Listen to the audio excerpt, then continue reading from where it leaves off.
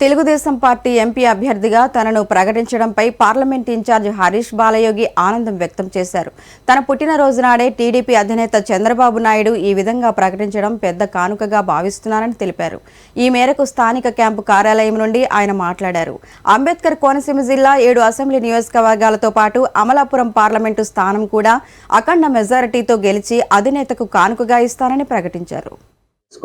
వచ్చిన ప్రతి ఒక్కరికి పేరు పేరున ధన్యవాదం తెలుపుకుంటూ ఎప్పుడు అనుకోలేదు ఈ రోజున నారా చంద్రబాబు నాయుడు గారు ఆయన ఈరోజు నాకు ఒక పెద్ద గిఫ్ట్ ఇచ్చి నా రేపు 2024లో పోటీ చేసే అభ్యర్థిగా నన్ను ప్రకటించడం చాలా సంతోషంగా ఉంది.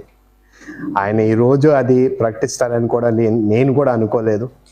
ఈరోజు నాకు ఆ గిఫ్ట్ ఇచ్చినందుకు ఆయనకు ఒకే మాట తెలియజేసుకుందాం. మా నారా చంద్రబాబు నాయుడు గారికి అలాగే మా లోకేష్ అన్న గారికి ఖచ్చితంగా రేపు 2024లోని ఈ బిఆర్ అంబేద్కర్ కోనసీమ జిల్లా 7 నియోజకవర్గాలని ఖచ్చితంగా గెలిపించి కూటమి అభ్యర్థుల్ని గెలిపించి అలాగే పార్లమెంట్ని కూడా గెలిపించి బాధ్యత నేను తీసుకుని రేపు అన్నాడు మళ్ళీ మీకు ఒక రిటర్న్ గిఫ్ట్ ఇస్తానని కూడా ఈ సభాముఖంగా మీకు తెలియజేసుకున్నా. ఆనాడు ఈ 5 సంవత్సరాలు నేను ఇక్కడ ఉన్నప్పుడు ప్రతి చోట నేను ఒకే ఒక మాట తెలియజేశా. ఈ ప్రాంత వాసులు ప్రజలందరికీ కూడా ఒకే మాట నేను తెలియజేసుకున్నా. ఏ విధంగా మా నాన్నగారు మీ అందరితో కలిసి ఉన్నారు, ఏ విధంగా మీ అందరితో కలిసి నడిచారు, ఏ విధంగా ఈ ప్రాంతాన్ని అభివృద్ధి చేయాలనుకున్నారు, ఏ విధంగా ఈ కోనసీమ జిల్లాని ఒక బంగారం కోనసీమ జిల్లా చేయాలనుకున్నారు, ఇవన్నిటినీ కూడా పూర్తి చేయడానికి అదే విధంగా మీ అందరితో కలిసి నడవడానికి ఆయన కొడుకుగా నేను ముందుకు వచ్చానని చెప్పి ప్రతి చోట నేను బీజేపీ పార్టీ బాండ్ల ఫండ్స్ పేరిట ఇబ్బంది పెడుతూ వేల కోట్ల దండుకుంటుందని ఎమ్మెల్సీ మహేష్ కుమార్ గౌడ్ అన్నారు. రాజకీయ దురుద్దేశంతోనే బీజేపీ పార్టీ కాంగ్రెస్ పార్టీ అకౌంట్ని సీజ్ చేస్తుందని మండిపడ్డారు. ఎలక్ట్రల్ బాండ్స్ విషయంలో బీజేపీ పెద్ద స్కామ్ చేసిందని ఆరోపించారు. మెగా కంపెనీ 170 కోట్లు ఎలక్ట్రల్ బాండ్స్ బీజేపీకి ఇచ్చిందన్నారు. ఎన్నికల వేళ ఈ రకంగా ఇబ్బందులు పెట్టడం అన్ని కూడా ప్రజలు గ్రహించాల్సిన అవసరం ఉన్నది.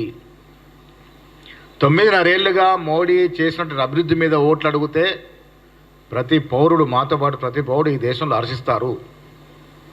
కానీ 9.5 ఏళ్ల తర్వాత కూడా ఇలా దేవుళ్ళ పేరట అక్షింతల పేరట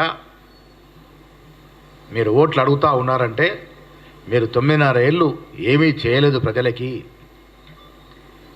మీరు ఇస్తానన్న సంవత్సరం 2 కోట్ల ఉద్యోగాలు 0. ఈ 10 ఏళ్లలో 20 కోట్ల ఉద్యోగాలు రావాలి.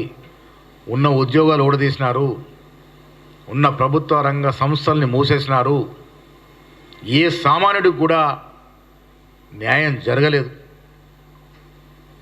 అది తెలిసి ఇంకా దేవుడి పేరట మతం పేరట రెచ్చగొట్టి ఓట్లు అడిగే స్థితిలో ఇంకా ఇవాళ బీజేపీ పార్టీ ఉందండి. 9.5 ఏళ్ళు దేశాన్ని ఆర్థికంగా దివాలా తీసినారు, ఉద్యోగాలు ఇవ్వలేకపోయినారు, కంపెనీలు తేలేకపోయినారు, సామాన్యుడికి నిత్యావసర సరుకుల వస్తువుల ధరలు ఉంచలేకపోయినారు. వీళ్ళ డీజిల్ ధరలు, పెట్రోల్ ధరలు, గ్యాస్ సిలిండర్ ధరలు ఏ విధంగా పెంచినారు, ఎవరికి లాభం చేకూర్చినారు? ఈ 10 ఏళ్లలో లాభపడ్డది ఎవరు?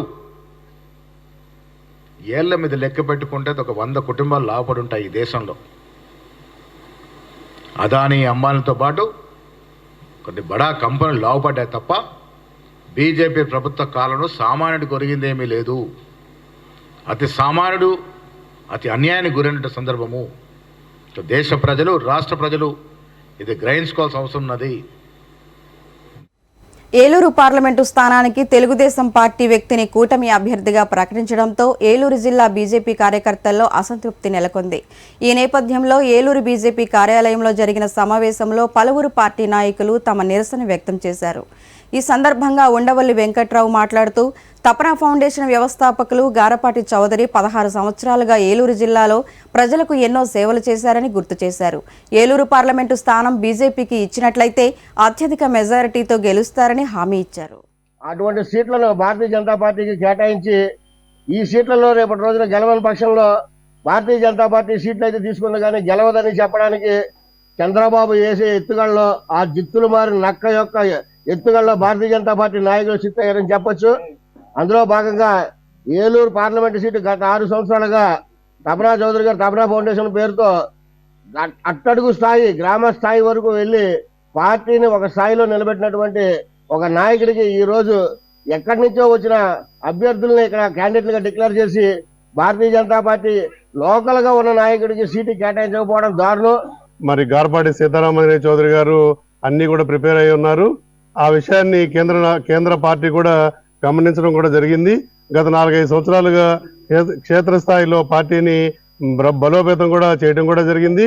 అదే కాకుండా ఈ జిల్లాలో ఉన్నటువంటి చిరకాల సమస్యలైనటువంటి పోలవరం ప్రాజెక్టు కానివ్వండి, చంద్రపూడి లిఫ్ట్ ఇరిగేషన్ కానివ్వండి, ఈ హార్టికల్చర్ క్రాప్స్ కి రేట్లు కూడా లేకపోవడం కానివ్వండి, ఇవన్నీ కూడా పరిష్కారం చేయాలంటే మరి ఒక అవగాహనతో పనిచేసినటువంటి గార్పాటి సీతారామయ్య చౌదరి గారే భారతీయ జనతా పార్టీ తరఫున ఎంపీగా ఇక్కడ పోటీ చేయాలి, ఆయనే గెలవాలనేది ఈ జిల్లా ప్రజల కోరికది.